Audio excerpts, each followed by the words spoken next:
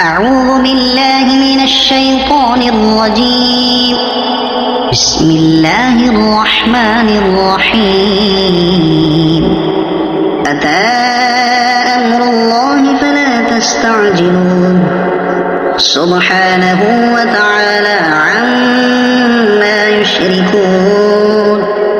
ينزل الملائكة بالروح من أمره على من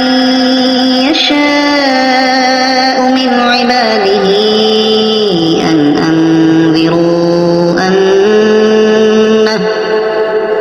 أنذروا أنه لا إله إلا أنا فاتقون. خلق السماوات والأرض بالحق تعالى عما يشركون. خلق الإنسان من نطفة فإذا هو خصيم مبين. والأنعام خلقها لكم فيها دفء ومنافع ومنها تأكلون ولكم فيها جمال حين تريحون وحين تسرحون. وتحمل أثقالكم إلى بلد لم تكونوا بالغيه إلا بشق الأنفس إن ربكم لرؤوف رحيم. والخيل والبغال والحمير لتركبوها وزينة ويخلق ما لا تعلمون. وعلى الله قصد السبيل ومنها جائر ولو شاء لهداكم أجمعين. هو الذي أنزل من السماء ماء لكم منه شراب ومنه شجر فيه تسيمون. ينبت لكم به الزرع والزيتون والنخيل والأعناب ومن كل الثمرات إن في ذلك لآية لقوم يتفكرون. وسخر لكم الليل والنهار والشمس والقمر والنجوم مسخرات بأمره إن في ذلك لآيات لقوم يعقلون. وما ذرأ لكم في الأرض مختلفا ألوانه إن في ذلك لآية لقوم يذكرون. وهو الذي سخر البحر لتأكلوا منه لحما طريا وتستخرجوا منه حلية تلبسونها وترى الفلك مواخر فيه ولتبتغوا من فضله ولعلكم تشكرون. وألقى في الأرض رواسي أن تميد بكم وأنهارا وسبلا لعلكم تهتدون. وعلامات وبالنجم هم يهتدون. أفمن يخلق كمن لا يخلق أفلا تذكرون. وإن تعدوا نعمة الله لا تحصوها إن الله لغفور رحيم. والله يعلم ما تسرون وما تعلنون. والذين يدعون من دون الله لا يخلقون شيئا وهم يخلقون. أموات غير أحياء وما يشعرون أيان يبعثون. إلهكم إله واحد فالذين لا يؤمنون بالآخرة قلوبهم منكرة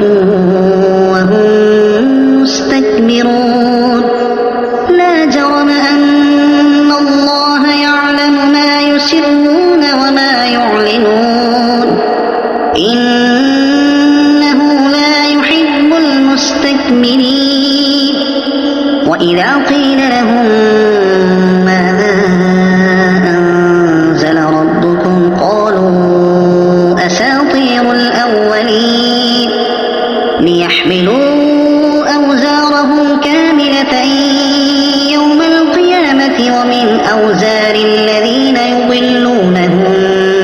بغير علم ألا ساء ما يزرون قد مكر الذين من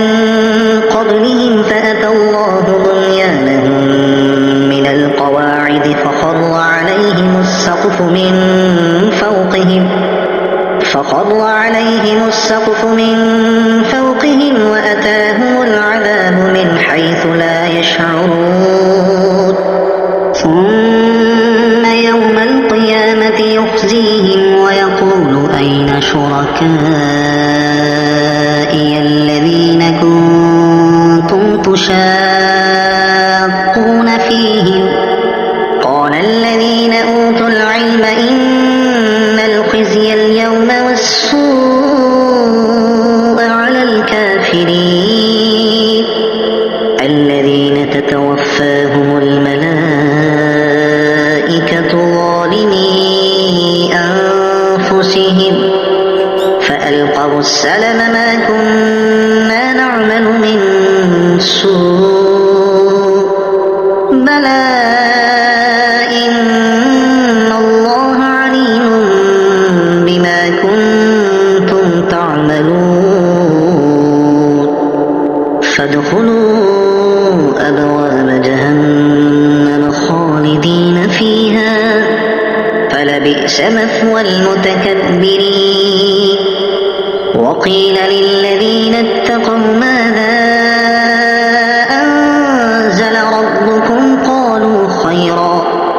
للذين أحسنوا في هذه الدنيا حسنة ولدار الآخرة خير ولنعم دار المتقين جنات عدن يدخلونها تجري من تحتها الأنهار لهم فيها ما يشاءون كذلك يجزي الله المتقين الذين تتوفاهم الملائكة طيبين يقولون سلام عليكم ادخلوا الجنة بما كنتم تعملون هل ينظرون إلا أن تأتيهم الملائكة أو يأتي أمر ربك كذلك فعل الذين من قبلهم وما ظلمهم الله ولكن كانوا أنفسهم يظلمون فأصابهم سيئات ما عملوا وحاق بهم ما كانوا به يستهزئون وقال الذين أشركوا لو شاء الله ما عبدنا من دونه من شيء نحن ولا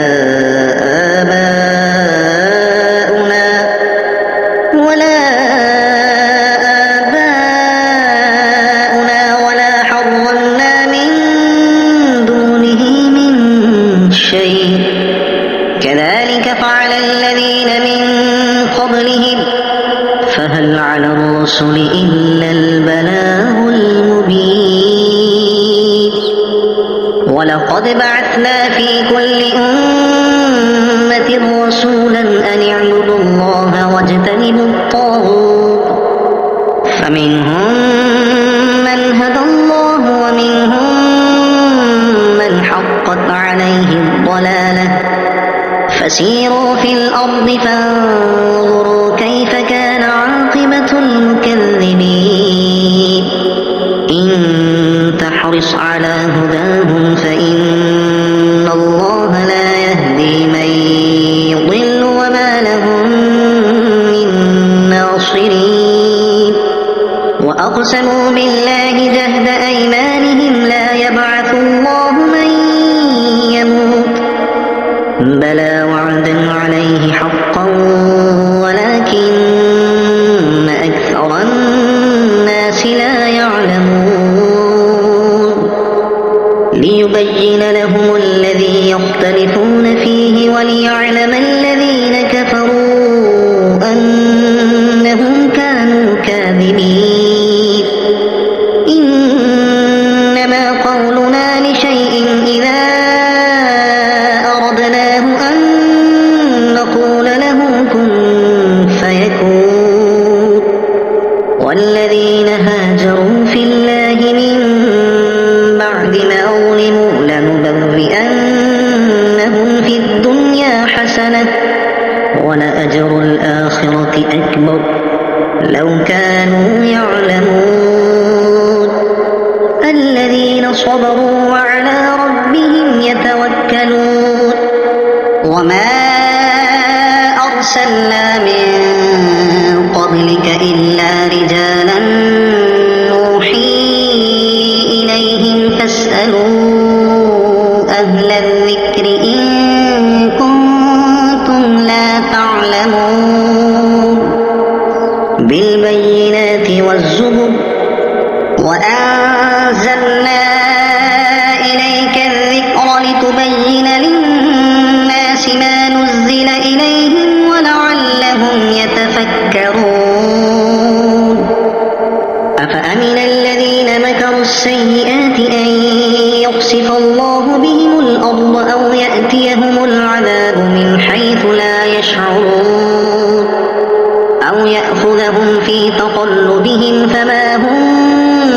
بمعجزين أو يأخذهم على تخوف فإن ربكم لرؤوف رحيم أولم يروا إلى ما خلق الله من شيء يتفيأ ظلاله عن اليمين والشمائل سجدا لله وهم داخرون ولله يسجد ما في السماوات وما في الأرض من دابة والملائكة وهم لا يستكبرون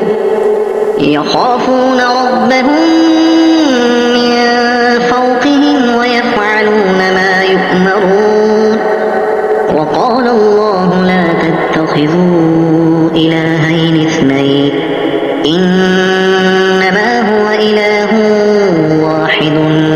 فإياي فارهبون وله ما في السماوات والأرض وله الدين واصبا أفغير الله تتقون وما بكم من نعمة فمن الله ثم إذا مسكم الضر فإليه تجأرون ثم إذا كشف الضر عنكم إذا فريق منكم بربهم يشركون ليكفروا بما آتيناهم فتمتعوا فسوف تعلمون ويجعلون لما لا يعلمون نصيبا مما رزقناهم تالله لتسألن عما كنتم تفترون ويجعلون لله البنات سبحانه ولهم ما يشتهون وإذا بشر أحدهم بالأنثى ظل وجهه مسودا وهو كظيم يتوارى من القوم من سوء ما بشر به أيمسكه على هون أم يدسه في التراب ألا ساء ما يحكمون للذين لا يؤمنون بالآخرة مثل السوء ولله المثل الأعلى وهو العزيز الحكيم ولو يؤاخذ الله الناس بظلمهم ما ترك عليها من دابة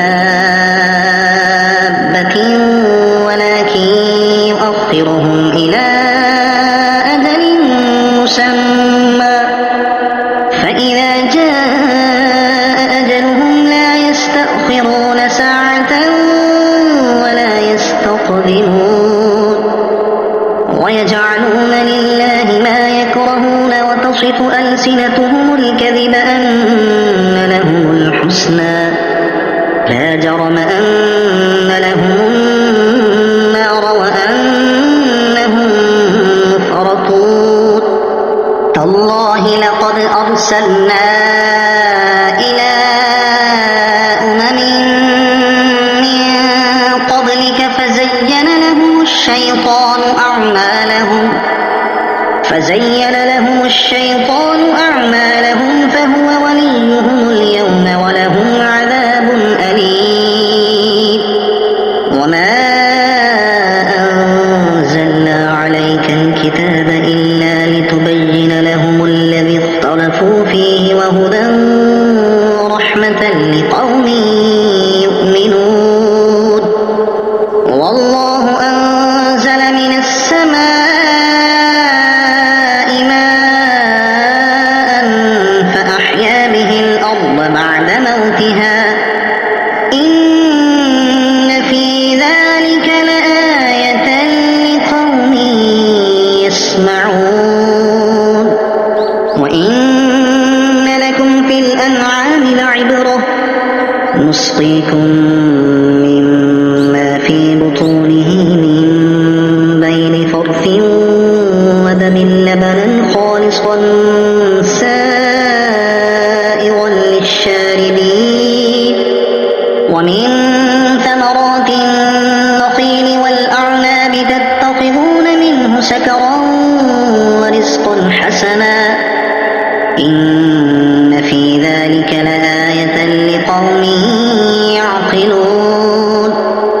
وأوحى ربك إلى النحل أن اتخذي من الجبال بيوتا ومن الشجر ومما يعرشون ثم كلي من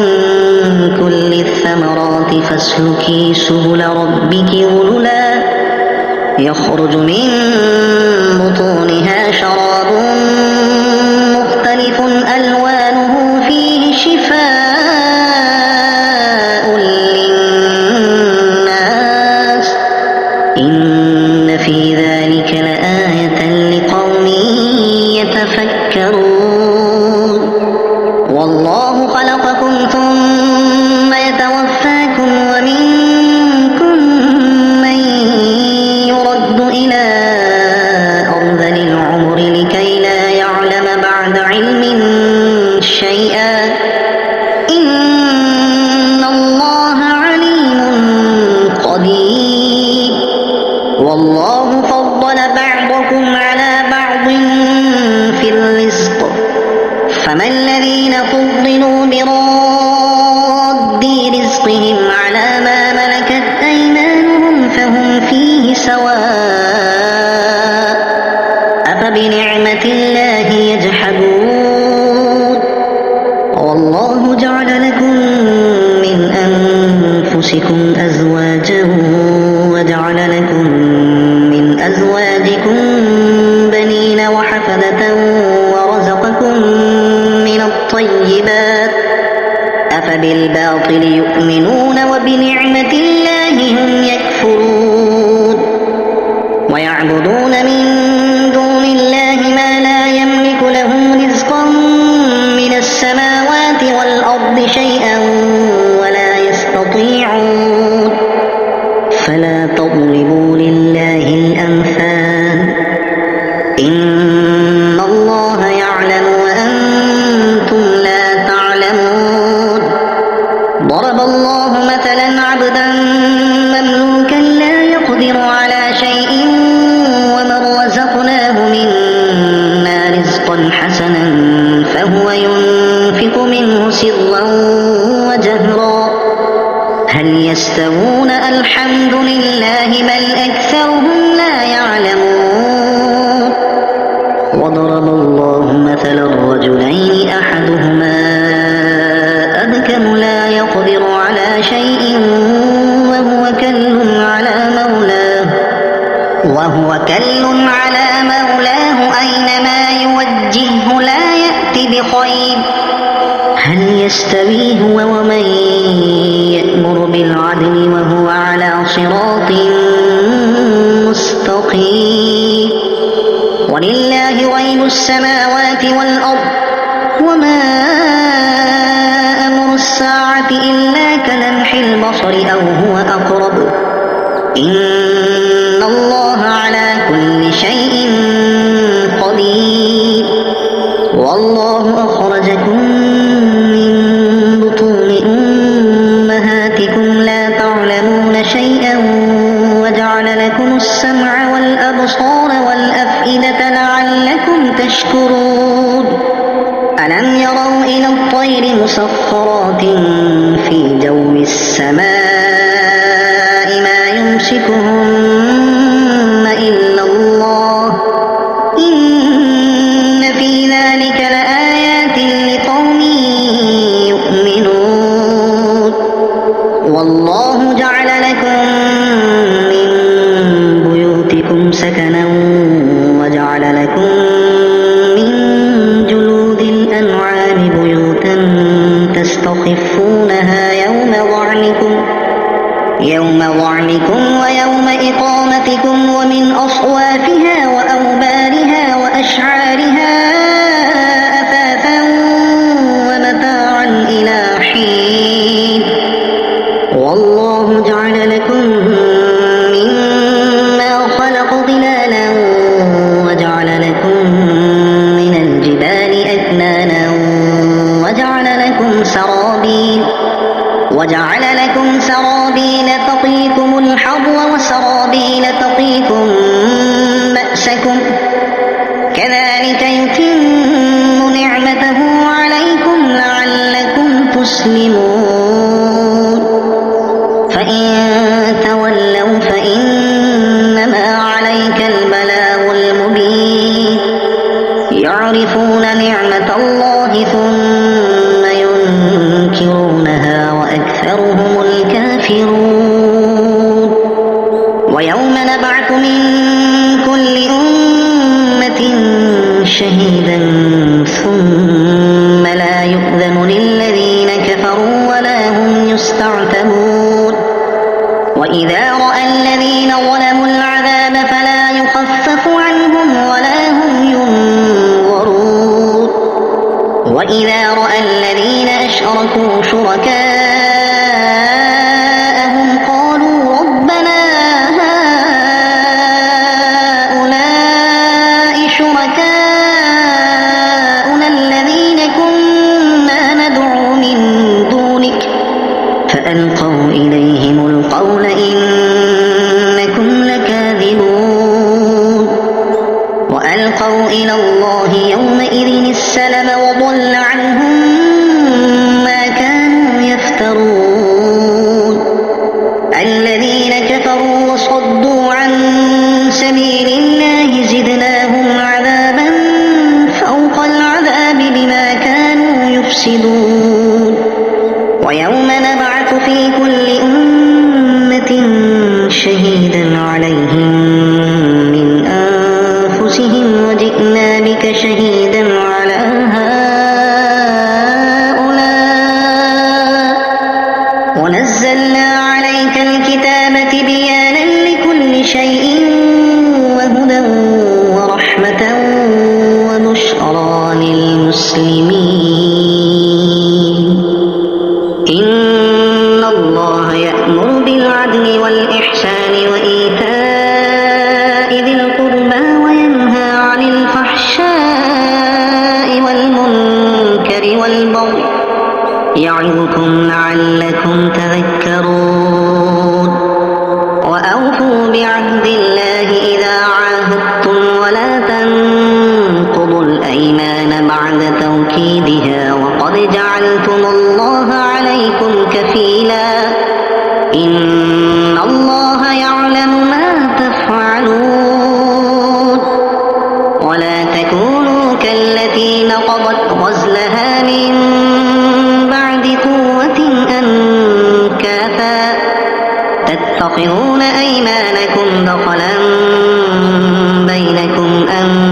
تكون أمة هي أربى من أمة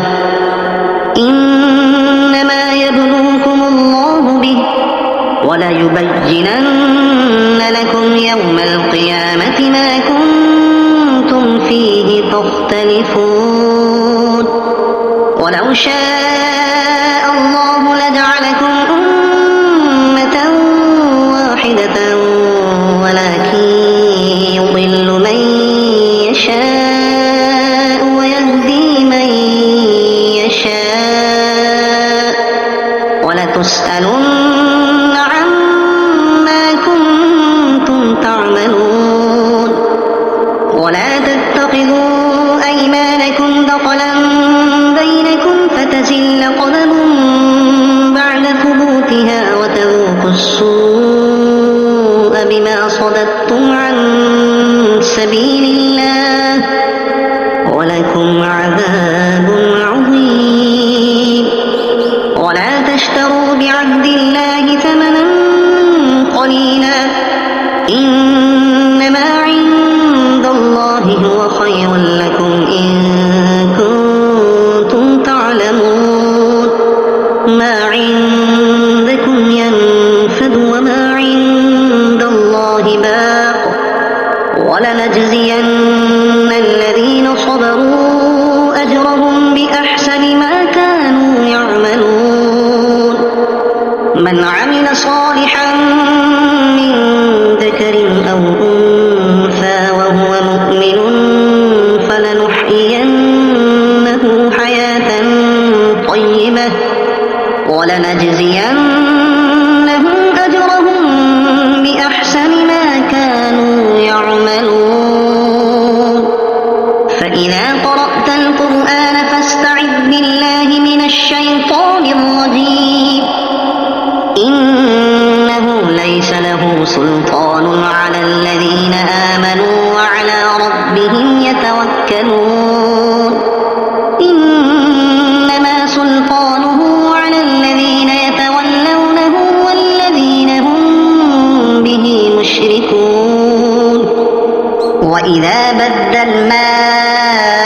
آية مكان آية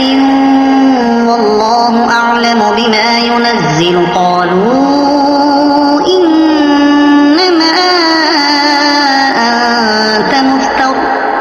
بل أكثرهم لا يعلمون قل نزله روح القدس من ربك بالحق ليثبت الذين آمنوا وهدى وبشرى للمسلمين ولقد نعلم أنهم يقولون إنما يعلمه بشر لسان الذي يلحدون إليه أعجمي وهذا لسان عربي مبين إن الذين لا يؤمنون بآيات الله لا يهديهم الله ولهم عذاب أليم إنما يفتري الكذب الذين لا يؤمنون بآيات الله وأولئك هم الكاذبون من كفر بالله من بعد إيمانه إلا من أكره وقلبه مطمئن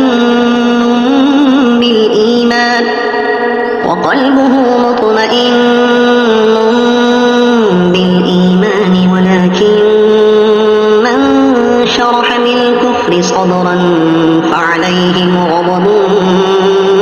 من الله ولهم عذاب عظيم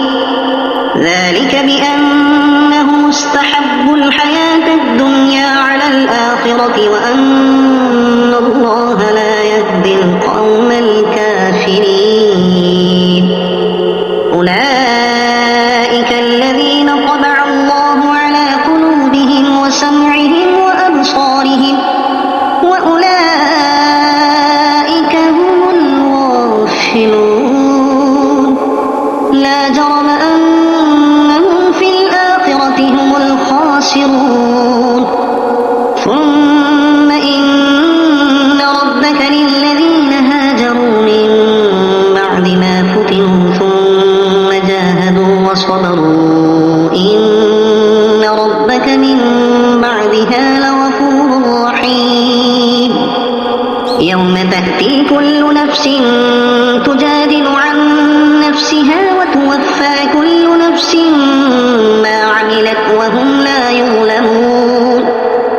وضرب الله مثلا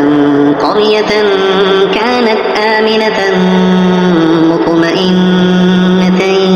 يأتيها رزقها رغدا من كل مكان فكفرت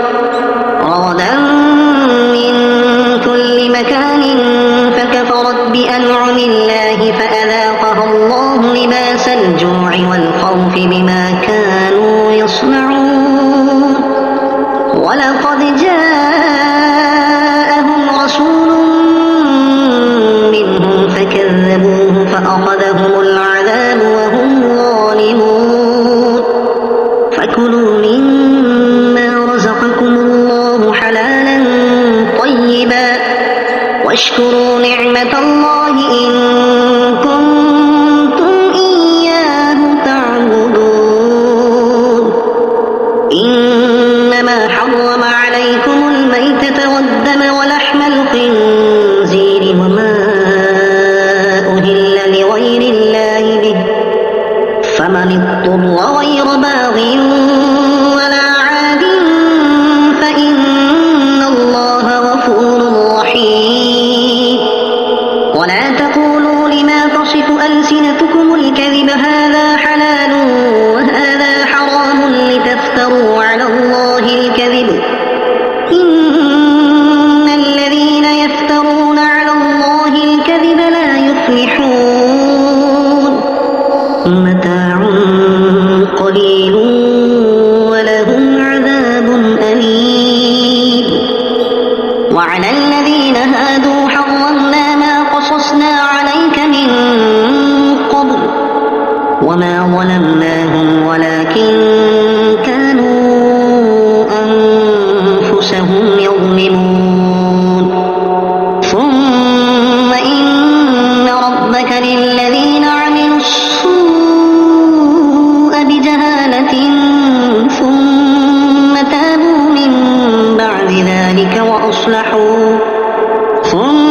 تابوا من بعد ذلك وأصلحوا إن ربك من بعدها لغفور رحيم إن إبراهيم كان أمة قانتا لله حنيفا ولم يك من المشركين شاكرا لأنعمه اجتباه وهداه إلى صراط مستقيم وآتيناه في الدنيا حسنة وإنه في الآخرة لمن الصالحين ثم أوحينا إليك أن اتبع ملة إبراهيم حنيفا وما كان من المشركين إنما جعل السبت على الذين اختلفوا فيه وإن ربك ليحكم بينهم يوم القيامة فيما كانوا فيه يختلفون ادع إلى سبيل ربك بالحكمة والموعظة الحسنة وجادلهم بالتي هي أحسن إن ربك هو أعلم بمن ضل عن سبيله وهو أعلم بالمهتدين وإن عاقبتم فعاقبوا بمثل ما عوقبتم به ولئن صبرتم لهو خير للصابرين واصبر وما صبرك إلا بالله ولا تحزن عليهم ولا تك في